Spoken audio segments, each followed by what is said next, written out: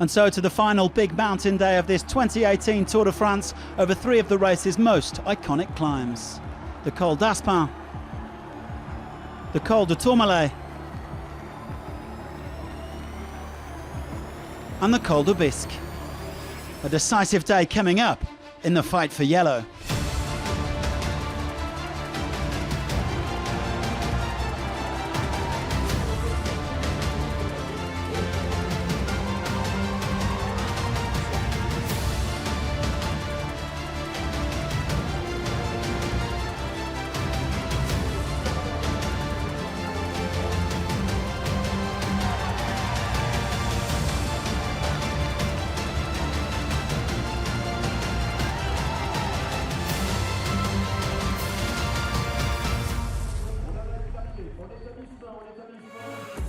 So just over 200 kilometres to cover between Lourdes and Lérins, taking in the 3 most visited cols in Tour de France history.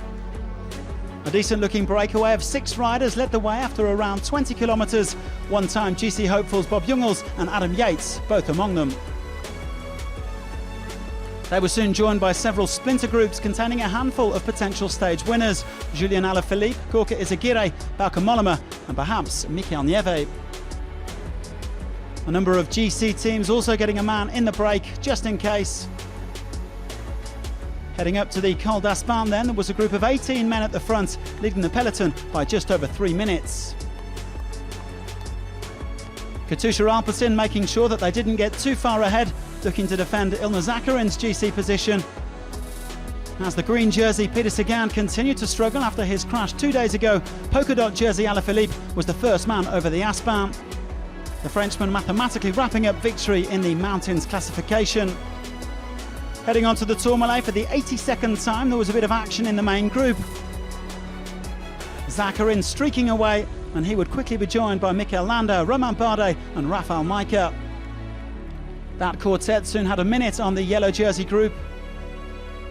Meanwhile, Alaphilippe picking up another 20 points atop the Tourmalet.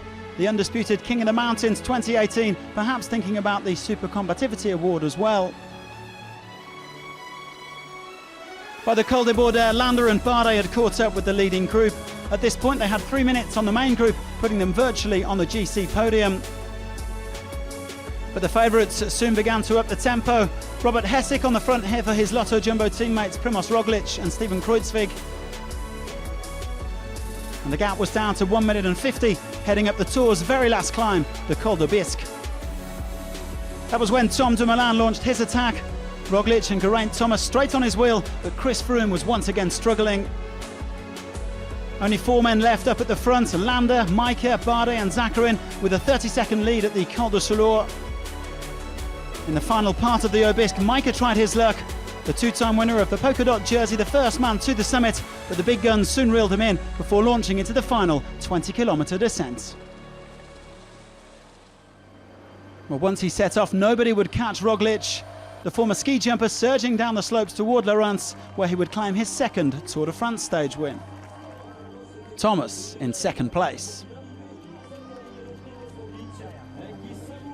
Well, Roglic only took up cycling in 2012, but the Slovenian is looking increasingly like a potential Grand Tour winner. After overall victories at the Tour de Romandie and the Tour of the Basque Country this year, he's now moved onto the Tour de France podium ahead of Chris Froome, the 28-year-old adding to his win on stage 17 of last year's race.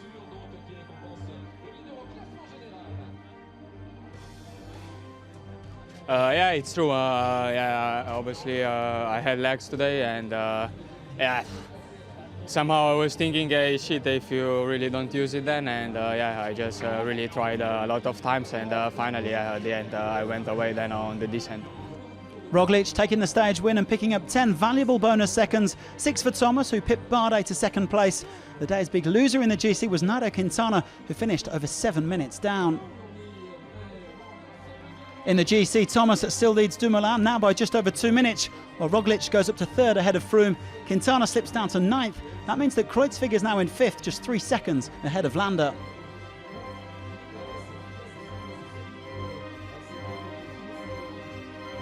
Stage 20 will see the riders go head-to-head in this year's only individual time trial, a rolling 31-kilometre pedal through the Basque Country from SAINT-PÉE-SUR-NIVELLE to ESPELETTE.